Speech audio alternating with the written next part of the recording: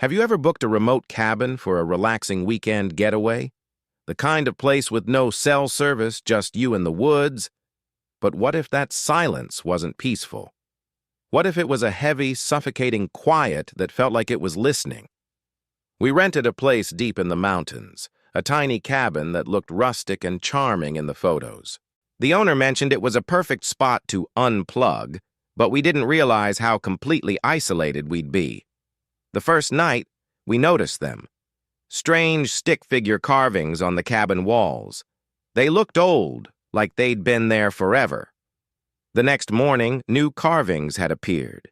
They were crude, like a child's art, but with twisted, smiling faces.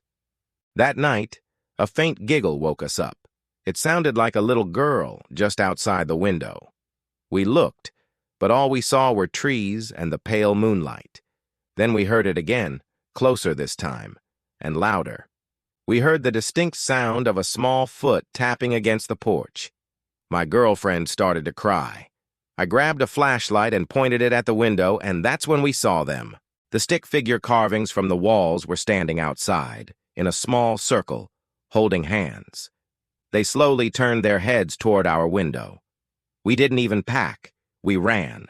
We ran for miles until we hit the main road. The next morning, when a local gave us a ride back, they told us there's no cabin on that road. We looked, and all we found was an empty, overgrown patch of forest. The cabin was gone. What's the scariest thing you've ever seen in the woods? Let me know in the comments below, and don't forget to like and subscribe for more.